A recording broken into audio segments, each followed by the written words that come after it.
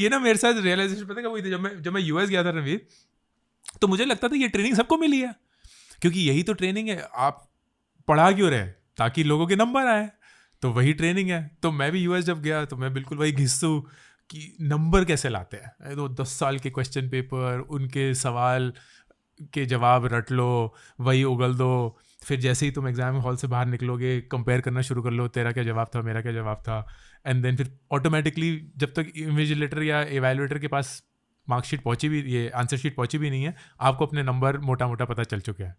And I thought everybody is trained in that, but I then realise ये बहुत unique है एक Indian education system में, जहाँ हमें ये सिखाया जाता है कि एग्ज़ाम से कितने दिन पहले पढ़ना शुरू करना है, क्या पढ़ना है क्या नहीं पढ़ना है, कितना पढ़ना है कितना नहीं पढ़ना है, लास्ट के 10 साल में क्या क्या आए थे। क्योंकि बाकी सब स्कूल्स में like thinking is encourage, reflection is encourage, debating is encourage, conversation is encourage. तो वो सब नॉलेज पे फोकस थे, मैं मार्क्स पे फोकस था, एंड नॉट सरप्राइजिंगली मेरे मार्क्स एकदम ऐसे आने लग गए। I was top of my class, but then I realized I didn't amount to anything. It didn't just amount to anything. अब फ्रंट बेंचर थे मैं हमेशा से फ्रंट बेंचर और टॉपर भी, टॉपर मतलब हाँ फर्स्ट 5 रैंक्स ऐसे करके वो कुछ टॉपर ही है। हाँ ठीक है फॉर मोस्ट ऑफ अस वो टॉपर ही है। तो वही था। एंड ये ना एक बहुत हार्ड हिटिंग मेरे साथ एक्सपीरियंस हुआ था। मैं फिजिक्स का स्टूडेंट था और उसमें भी एस्ट्रोनॉमी और एस्ट्रोफिजिक्स का स्टूडेंट था, तो स्पेस से मुझे बहुत लगाव था, हमारी एलियंस की जो पूरी कॉन्वर्सेशन भी हुई थी।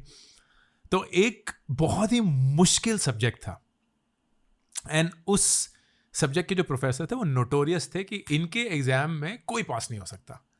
तो उनका एक एग्ज़ाम था और उन्होंने कुछ तो बहुत मुश्किल को एक सवाल दिया, एंड उस सवाल का मुझे कोई आइडिया भी नहीं था जवाब क्या होगा, लेकिन मुझे ये पता था, मैंने ये रट्टा मारा हुआ था कि उस सवाल के जवाब के लिए वो जो फॉर्मूले हैं सारे वो क्या क्या हैं।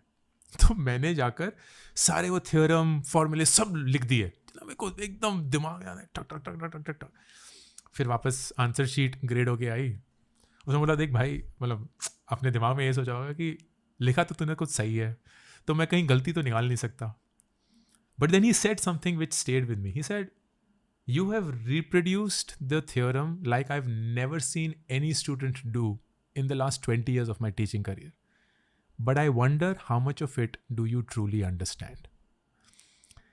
And वो जो घुसता है ना एकदम तीर कि ब्रो लिख तो दिया, समझ क्या आया इसमें।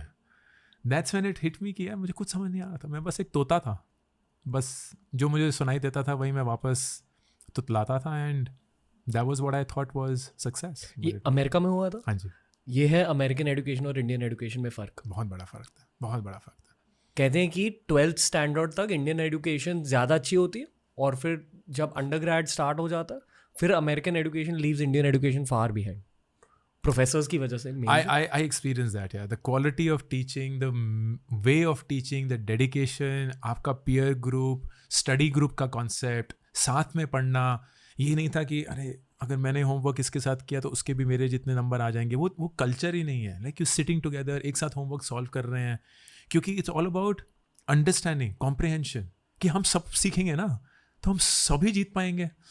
तो वो एक बहुत पॉजिटिव सम अप्रोच है, जहाँ किसी को जीतने के लिए किसी को हारने की ज़रूरत नहीं है।